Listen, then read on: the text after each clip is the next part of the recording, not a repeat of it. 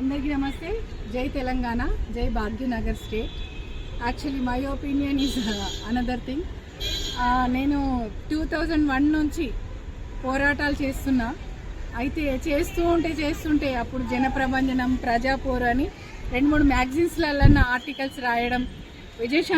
శ్రీమతి విజయశాంతి గారు 2004లో నన్ను పిలిచినారు. అప్పుడు తెలంగాణ ఉద్యమాలలో పనిచేసాం రామ్మ అంటే.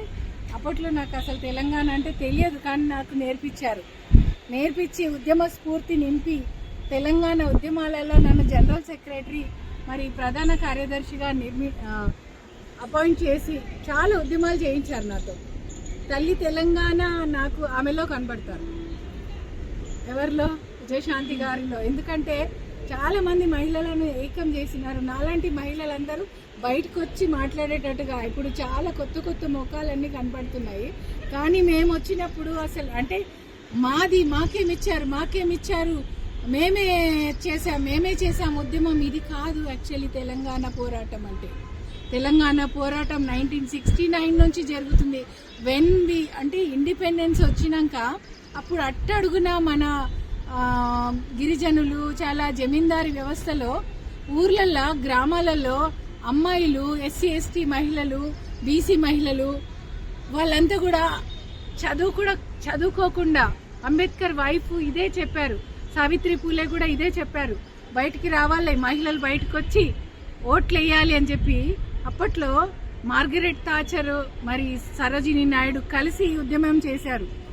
అంటే 2-3 మహిళలు కనబడేది. కానీ 69లో చాలా సుభద్రారెడ్డి గారు అట్లా కొంతమంది వాళ్ళు పరిగెత్తడం, ఉద్యమం చేయడం. మా నాన్నమ్మ కూడా ఉద్యోగం వచ్చింది అప్పుడు, ఉద్యమం చేసినందుకు ఆమె చనిపోయారు. మా నాన్న చిన్నగుండే అరెస్ట్ అయినాడు. కానీ మేము ఎప్పుడు ఇది కావాలని కొట్లాడలేదు. కట్ చేసి మళ్ళీ పెట్టు. అయితే మేమే ఉద్యమం చేశాము అనేసి ఏ భగత్ సింగ్ వచ్చి అనలేదండి. ఎప్పుడు స్వతంత్ర పోరాటంలో ఈనాడు ఇంత స్వేచ్ఛ అనుభవిస్తున్నాం. అప్పుడు నిజాం పాలనలో ఈ స్టేట్ ఉండేది, తెలంగాణ స్టేట్, నిజాం స్టేట్ అనేవాళ్ళు దీనిని నిజాం గారు 7th నిజాం అనుకుంటా బంగారు బిస్కెట్లని ఫండ్ లాగా స్వతంత్ర పోరాటానికి ఇండిపెండెన్సీ వచ్చినప్పుడు పంపించారు. అప్పుడు మనలో తెలంగాణ కావాలనే ఉద్యమం పుట్టుకొచ్చింది. ఎందుకంటే అప్పుడు నెహ్రూ వీళ్ళంతా ఏం చేసిరు, నిజాం స్టేట్ మన దాంట్లో కలిపేసుకుందామని. ఇప్పటికి ఇంకా చాలా రాష్ట్రాలు కలపబడలేదు. అలా మన రాష్ట్రం కలిసిపోయిన తర్వాత ఇక్కడ అందరు మైగ్రేట్ అయిన వాళ్ళేనండి. భాగ్యనగర్లో రాయలసీమ నుంచి, కోస్తా నుంచి, వైజాగ్ నుంచి, ఆంధ్ర నుంచి మైగ్రేట్ అయ్యి మాట్లాడిన వాళ్ళే. ఇక్కడంతా బంజరు భూములలో లోపలంతా మైనింగ్ ఉండేది. అప్పట్లో బంగారం కూడా ఉండేది. యాదగిరిగుట్ట ఎలా ఉండేదంటే మొత్తం మైనింగ్ తోటి ఫుల్ ఇట్లా గంధం చెట్లు ఉండేవి.